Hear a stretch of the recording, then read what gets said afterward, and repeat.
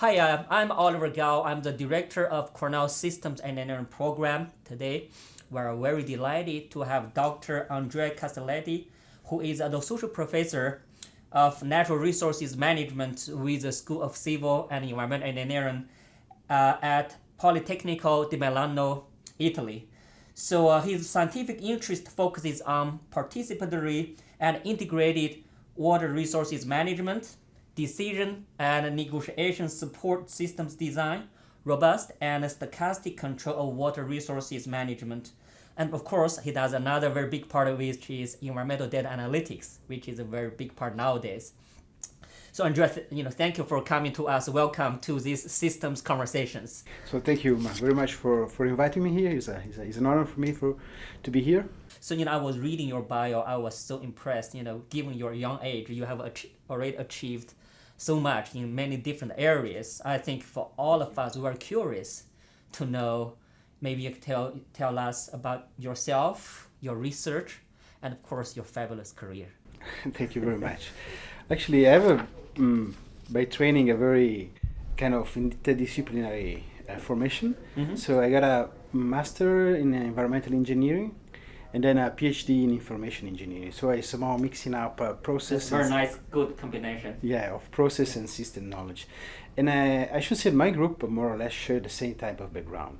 So we basically train in using system analysis, control theory, artificial intelligence methods, but we also know a little bit of natural resource process, particularly hydro system and water systems. And so we try to use what we know in terms of methodologies to characterize, model, analyze this system, and most importantly, support decision maker in getting out from the complexity of these systems, because they are not artificial systems, they are natural systems. So I would say, with respect to the type of system we used to work with, to deal with in a system engineering, these have an additional level of complexity, which is due to the natural complexity. Mm-hmm. All of your research here and my research, we have a lot of good overlapping, and I think both of us we care a lot about the sensibility of our society, and when we try to dig deep into what is really at the root of our society, and a lot of times I was driven towards infrastructure, and I realized our society is really supported upon a very necessary, and luckily sometimes we have very good infrastructure systems. And when I think about infrastructure systems, and one key thing that is water systems, right? I think water systems, sometimes people, for a lot of citizens or residents in the city, people just take those things for granted. They feel like when I turn on, the tap and the tap water will come in, but they didn't really kind of think about what is really behind that, either behind the water pipe and the reservoir and the watershed. All these things, you've been doing this work. So what do you see as the key challenges that our society is facing and will be facing in the future? Yes, this is a very intriguing question. And actually, speaking of infrastructure, just to remind what happened in Italy with the bridge which collapses, and so that's. Oh, I'm sorry about that. Yes, no, but it's just to say that planning infrastructure is a tricky job. And speaking of water systems, what is really challenging now in planning, but I would say also in operating water system, because we have to remember that most of the water system, even sometimes designers forget this dimension, are highly dynamic and operationable. So you have a dam. There is an infrastructure, there is a civil engineering, executive project, but then someone has to decide how much water to release from the dam. So there are two aspects, which is a static optimization aspect and a dynamic optimization aspect, which is what is very intriguing for the system engineering side of the story. So I would say that the main challenge to planning and managing water system now are related to the boundary conditions, which are changing in magnitude, in frequency. Extreme event is gonna hit stronger this system, and so I would say with respect to planning a dam 1 century ago, now using a deterministic boundary condition, using average condition as a reference condition for designing, is going to be very risky. So one of the big challenges, how do we characterize this uncertainty? How do we model this uncertainty? And how we design solutions which are robust with respect to this uncertainty? And this is an uncertainty which is not, unfortunately, a single-dimensional uncertainty. So all of us know about climate change, and we know that climate change is really a challenge. But actually, together with climate change, I like to think about society and economic change.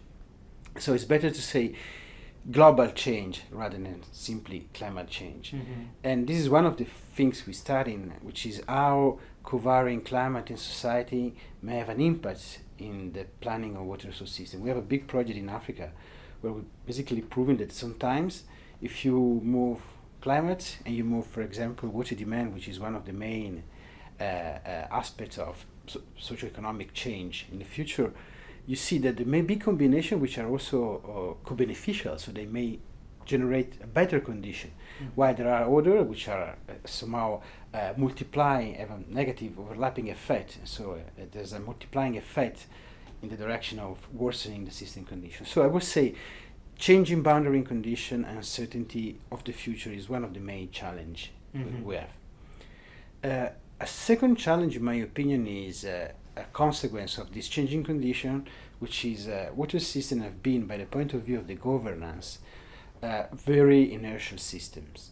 So they have it depends on where you are in the world, but say in most of the country, they are characterized from having a very structured governance, multi-layered governance.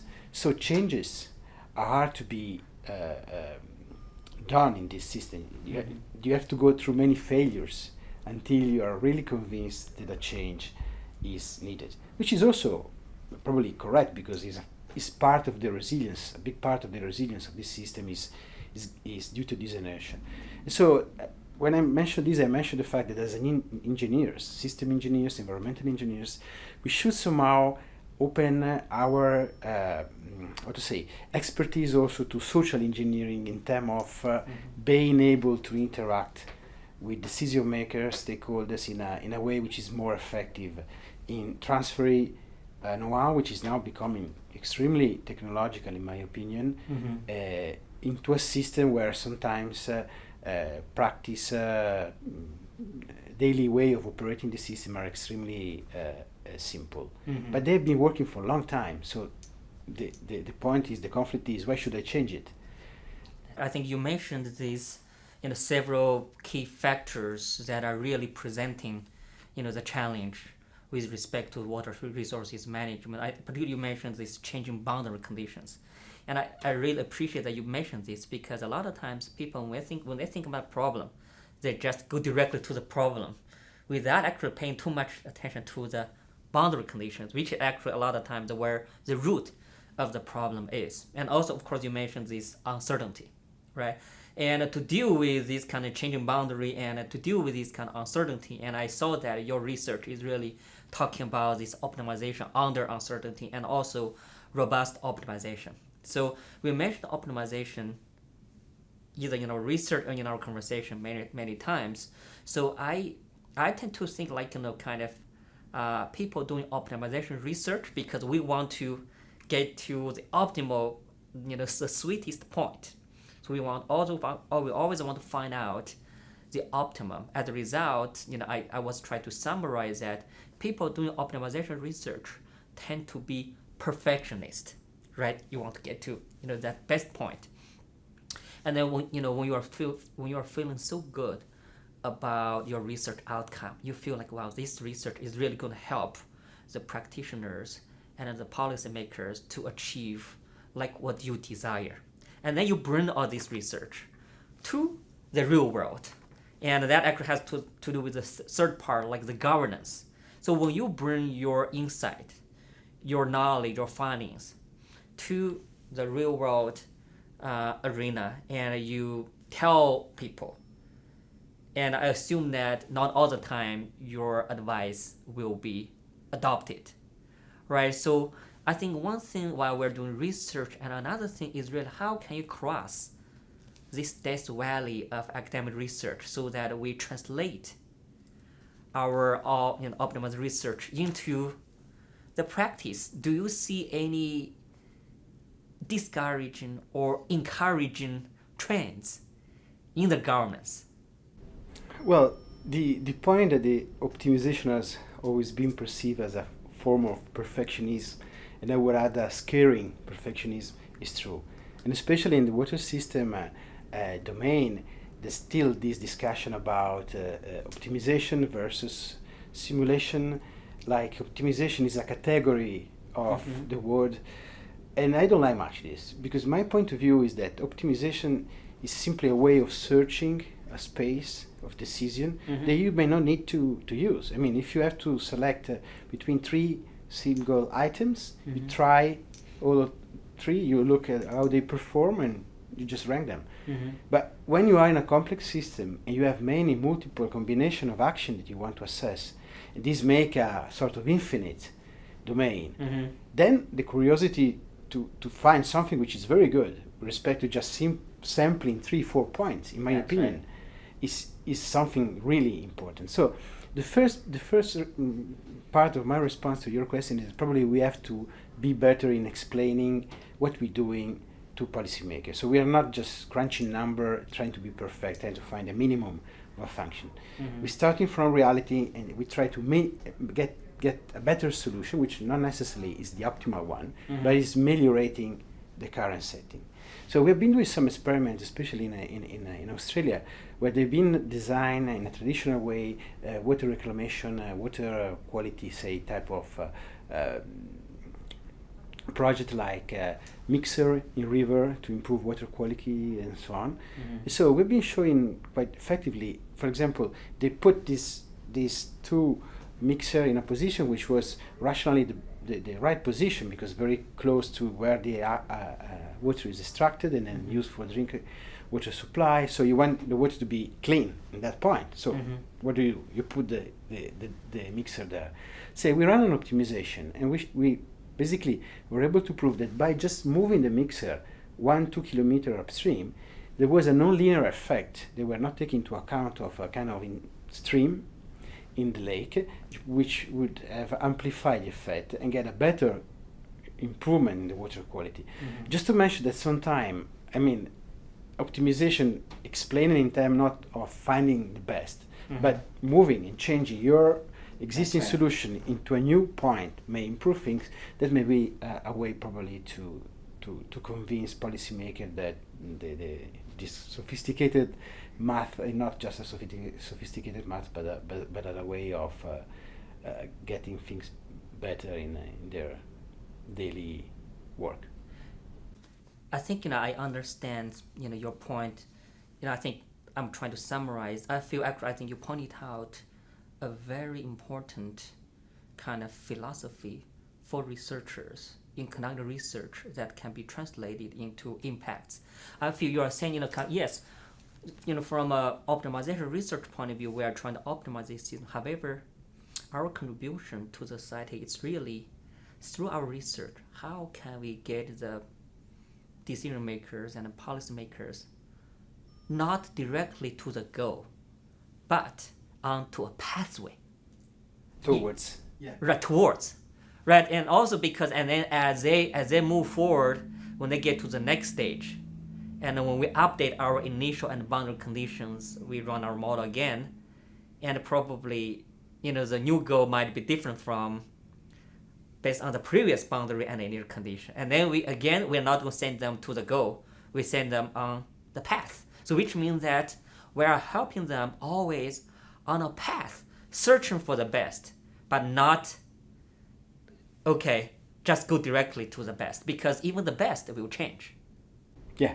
Right. That's another big challenge of water system, which is the reason why many of us, also with Professor Patrick here, we're basically working on robust pathway development, which basically means you're not just developing, formulating a problem where your optimal decision is planning a water infrastructure, but is planning a sequence of water infrastructure at given time in the future. And you want also to optimize the timing because there's change in boundary conditions, so you want to adapt this pathway to this change and be robust and also flexible because your prediction of the change now may be wrong. So you want to be able to somehow compensate the error in your forecast when you get more information and you can correct this forecast in the future. And this is an important point in my opinion. And the second part of my answer to your question before is, beside challenge, there are a number of opportunities in my opinion. And I mean, if you think a decision maker in their life, they're using device, they're taking decision in a normal way, using a lot of information and actually doing an optimization, empirically, but doing an optimization.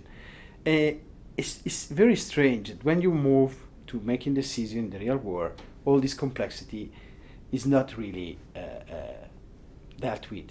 So one of the points I usually want to outline is we have a lot of information now which is available, especially, and this is something I will show in my ETH lecture today.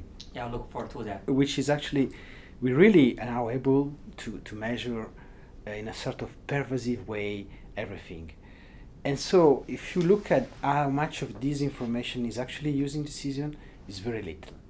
And if you look at the space for improvement, if you use this information, if you endogenize this information in the decision-making process, is big. And this is extremely interesting because it's extremely cheap.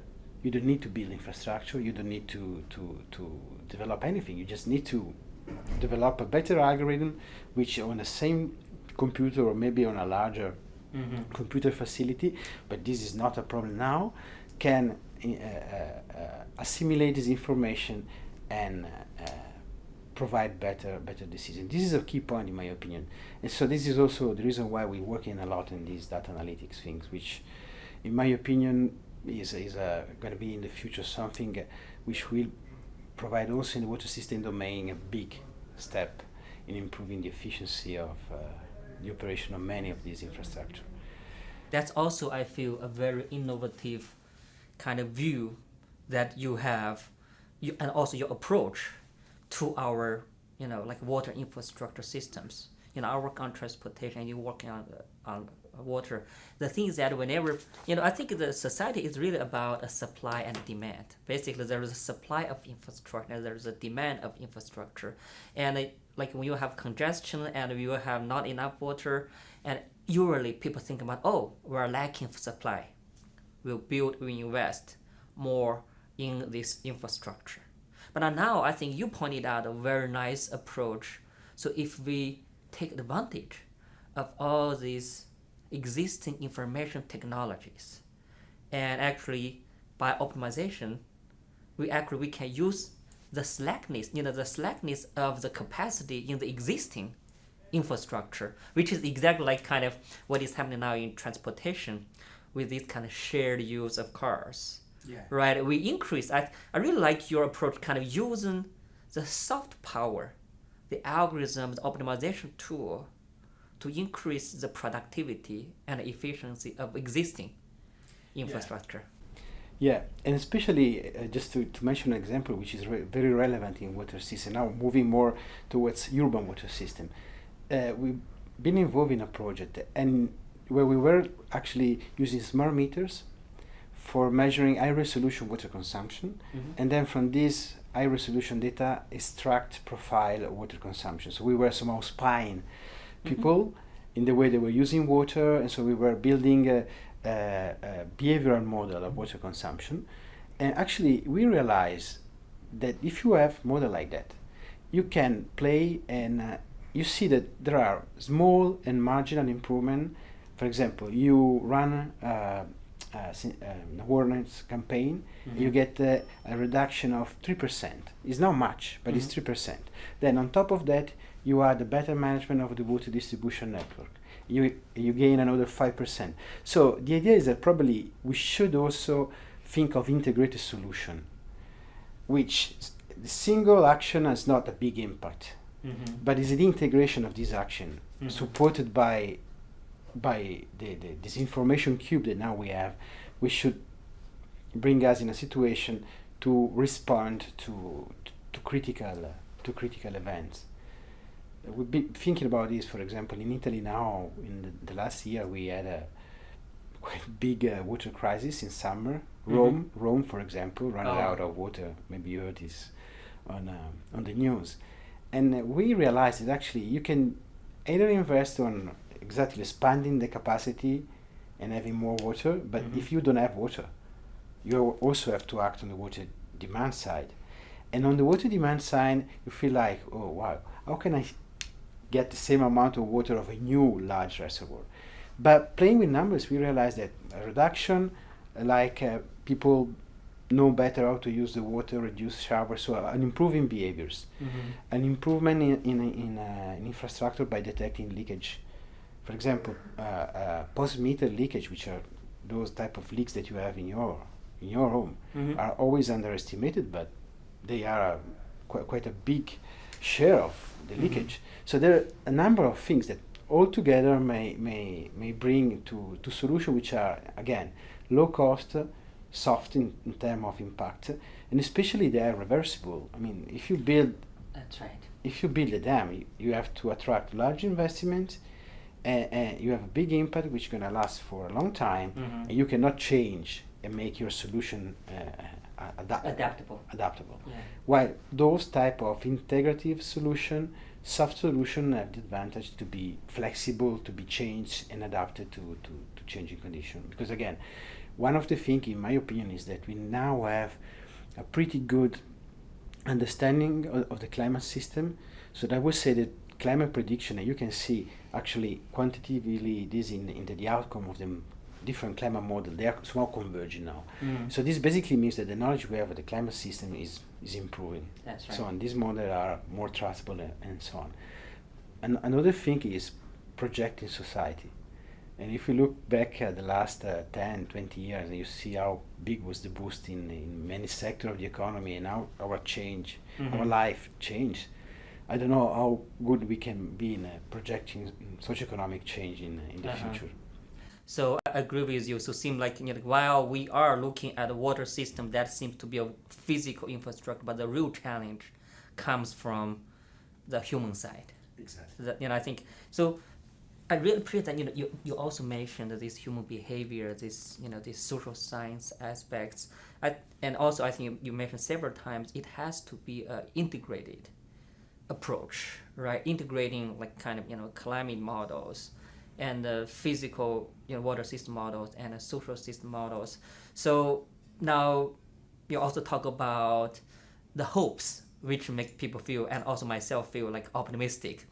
So in that, this might be an opportunity for us to kind of dive a little bit into the depths of the frontier, of your research, because I think that the researcher, while our problems are motivated by the real world application and the challenges, but in the meantime, as a world renowned scholar, you are basically trying to climb up, the highest mountain of all these kind of scientific research. So to address these challenges and grasp those opportunities, what are some key research frontiers that you see yourself and your group heading?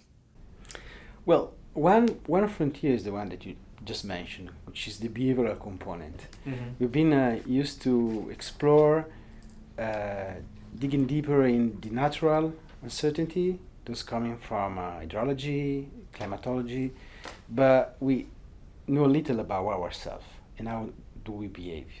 And if you look at our policy, is mostly informed. They use global model, prescriptive model, where they project that in a given region, farmers will crop a given type of plant in a given year. And if you retrospectively see at this projection, they never got exactly the reality. So the point is that there's a lot of uncertainty in how humans behave. And of course, at the individual level, this is something for which you get a Nobel Prize if you are an economist. So this is not something as an engineer would like to explore. But somehow in water system, there are, I would say, group decision-making situation, or water operator that somehow are representative of group of interest. So it's not the individual decision maker in front of the coffee vendor machine who has to decide what to drink. It's something which is somehow mediated by a more rational type of decision making. So what we think should be explored and understood is this behavioral uncertainty when we make projection into the future, how much this behavioral uncertainty can impact our projection. And this, of course, is not something as a system engineer or as an environmental engineer you can do by yourself. You need to interact with sociologists, you need to interact with behavioral economists. You need to, and we try to do it now actually in a few projects, you need to interact with stakeholders. With Yes. the true people generating data, behavioral data. And the new frontiers in this respect for us as a system engineers is instead of building models which are somehow how to say descriptive and based on knowledge of processes. So there are sociological theory explaining how some technology get diffused in a community and so on. We would like to build this model on data. So our next research challenge is see whether we are able to, like for natural process, measures behavior, collect data on behavior, and then build a data-driven model of behavior. And how this data-driven model of behavior compete and behave with respect to traditional behavioral models. So one aspect is this behavioral uncertainty. In my opinion, is very important. A second aspect is the one of the information I was mentioning before, which is challenging the way we are developing algorithms because it's really upscaling the number of input that you should consider in your optimization, say. So in this respect, I get big data analytics tools are very important in terms of feature extraction, in finding which information is most relevant in which situation. And what is, in my opinion, again, a very important challenge in this respect is that our systems are, most of cases, multi-objective systems. So you have to trade off between, I would say, sometimes many objectives, so more than 3-4 objectives. And what happens is that different information may be diversely relevant for different objectives. So you would expect that the information that you need to take your decision in the best way may be different depending on which trade-off you are considering. Just to make a very simple example that I will show you later on also in my talk, if you have to operate a system which has a very short dynamic problem like floods and a very long slow dynamic like providing water along the whole irrigation season to farmer, it's pretty obvious that the information that you need in the two extreme situations that you want only to consider flood or the farmers is different. In one case you just need a few days ahead stream flow forecast, in the other case you would like to know the future of the climate and the hydrology for the next 3 months. But if you combine the two and try to find trade-off, how do you select the information which is the best one for this trade-off? So this is another, if you want, probably a mathematical problem, but it's something we are looking at. And we think this type of problem also occur in a number of other systems. I would also think about transport system as well as one of the systems where probably the information really matter.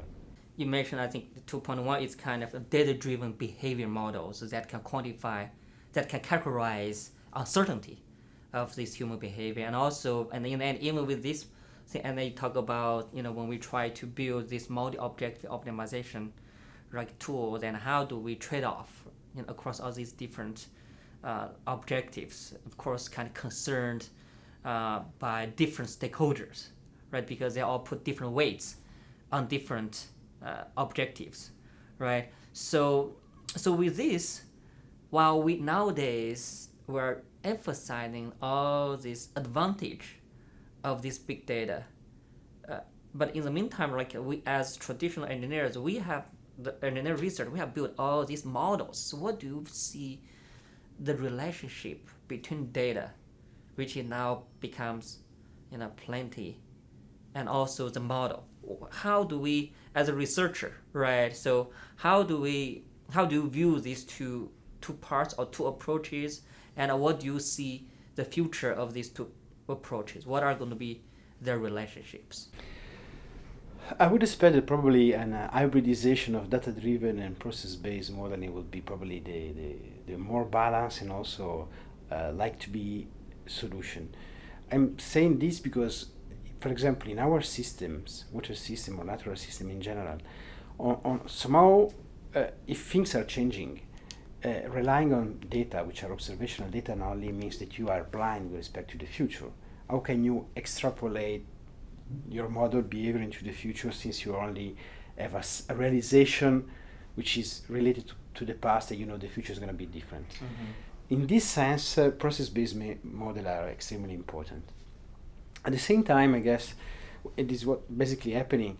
Since these models are very computationally demanding and we want to run optimization, there's a kind of point in the middle, which is on one side using physically based model to describe an high fidelity representation of reality.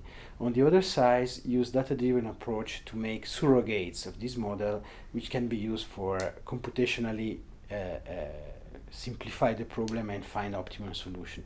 So what I see for the future is a combination of the two. On one side, the knowledge on process is still important, and it's still important to invest on this. And I mean, big data also provide information to this domain, but at the same time, the data-driven model should, and the expansion now of machine learning approach. I mean, machine learning was at least in my department, was a very kind of small sector, mostly related to fancy experiment with robots and stuff like that. Now it's expanding a lot, and everyone is doing machine learning. So I think we should exploit this big interest also from the private sector in this type of approach. That's true. And also keep looking at the knowledge of the process and kind of hybridization of data-driven approach and process-based approach. You know, we talk about like the societal challenge and and also, you know, the approach that you are taking to address these challenges. So now if we can zoom in a little bit. So while you are trying to, and you have a very big research group, you're driving this to address those big challenges. While you are driving your research and working with your team to address these very interesting research problems, what difficulties or challenges do you see as a researcher for you to do what you want to do, or what do you see as a key nowadays, the enablers for you to do what you want? Well, if I should reply abstracting myself by being Italian, so just putting aside the problem of the Italian university, which is now a structural lack of funding for basic research, for fundamental research and so on, but I should say we compensate with European funding pretty well. I think that actually more funds on blue sky research are necessary, because I feel after a while, I mean, if I go back in my early time as a postdoc, when you start struggling getting money, being in your own research group and so on, at some point you realize that you feel like project driven more than research driven. So you get funds, and these funds are somehow driving your research. Yeah, you have deliverables, you have to of course, and this is somehow risky. So what I think would be extremely useful at some point, and we investing on this, I should say, in Milan, to build in parallel a system of startup, whatever, which at some point, when you have one research idea consolidated, you can somehow plug out this idea, move this idea to the market, and keep producing research. While sometimes I feel that this is not still a working kind of combination system, and so you still sometimes are driven too much in doing something which is not really research, but it's part of a project for which you get funds for your PhD students, your postdoc, and so struggling a little bit in this. So I think if I would be a policymaker in a country, I know it's in something which is really far from reality, but I will invest in blue sky research in research whether you have probably nothing which is ready to the market, which is one of the buzzword now in the European Union funding, where you probably don't have any economical return on the short term, but investing a little bit of money in this would be, in my opinion, extremely important. The second problem I feel is a gap which somehow sometimes large, sometimes shrink depending on where you're working, between doing science and so progressing with science and technology, and how much this technology is transferred to the world of real decision makers. And so sometimes we had a very positive experience, for example, in Vietnam. Other times we had not so much good experience, or quite frustrating experience, where what you produce is perceived as too complex, too far from reality, impossible to be used. And then is when you say, okay, what should I do? Should I keep going and progressive in developing new and more refined algorithms, or this is something which will never have an application in the real world, so I should give up with this?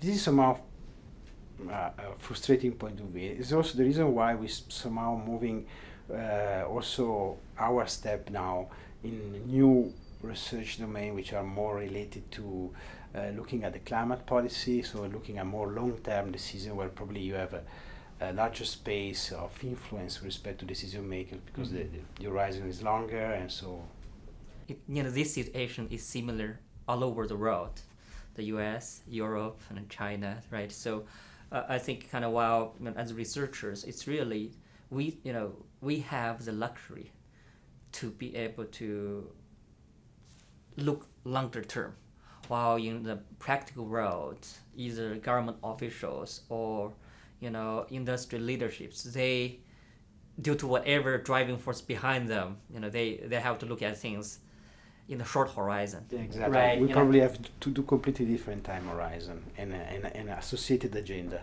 Yeah. That's right.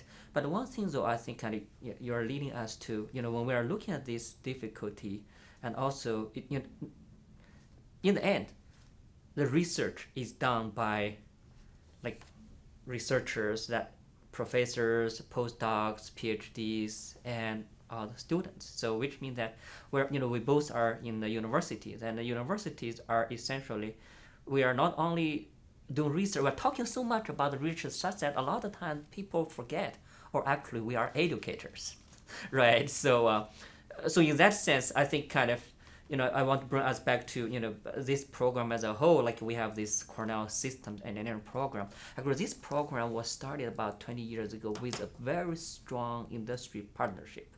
So because at that time there were companies like GM, Lockheed Martin, and Xerox.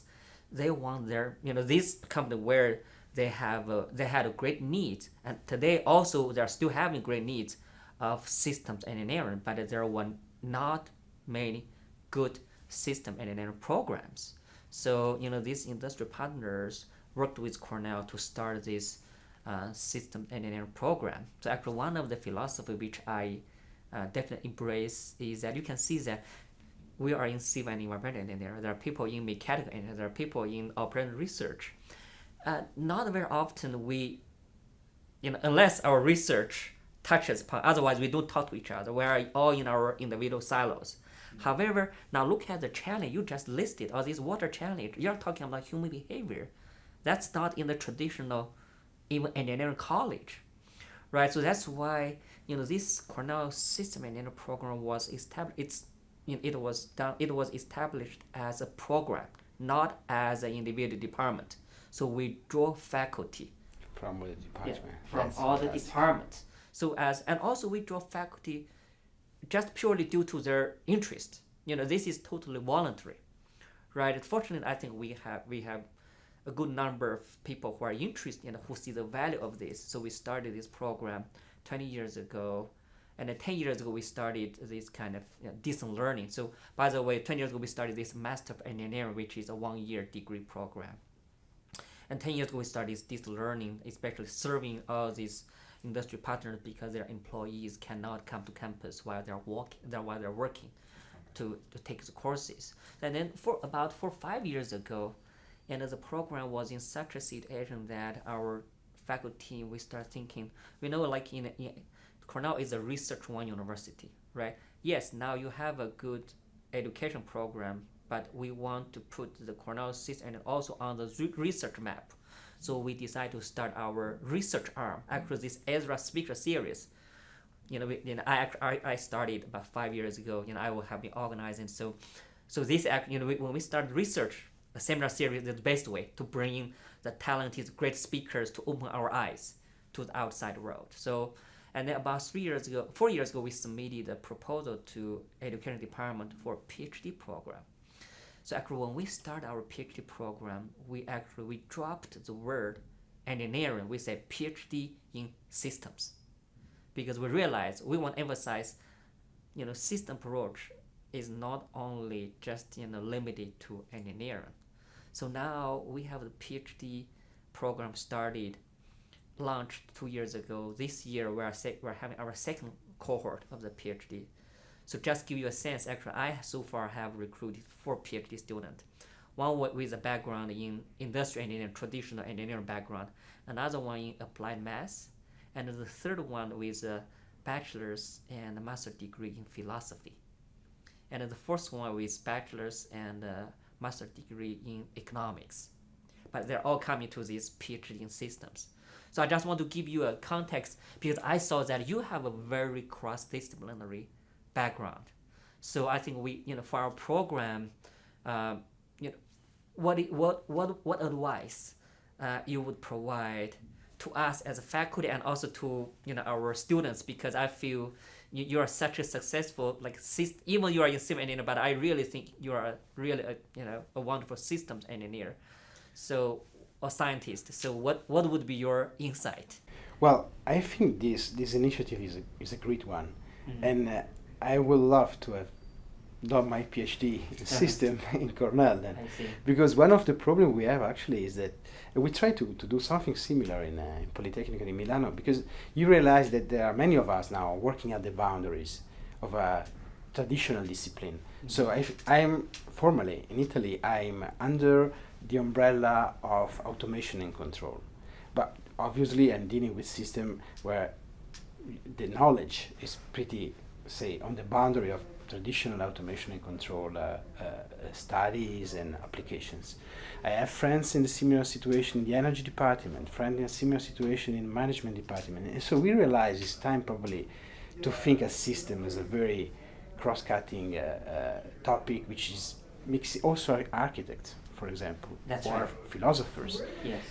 And the problem is that when you get your PhD, you get your PhD in automation and control, a management engineer, and then this is really somehow profiling your future, because when you do an application, I realize, you look at the PhD as this is highly biasing. That's true. Your selection. So I think your initiative was a great one. Because this is enlarging a lot the opportunity for students to be employed in different fields and really expand the scope as it should be of having a system knowledge. And I like it a lot, and I don't have any suggestion for you, because I think you did very well in this in this direction. And I would suggest any student who is really interested in something which is multidisciplinary to apply for this, because otherwise you really struggle after to find a sort of identity, because sometimes the professional world, for sure the academic world, has been like this for pretty a while, and still like this in many places in Europe, like in Italy. We still have these categories, no?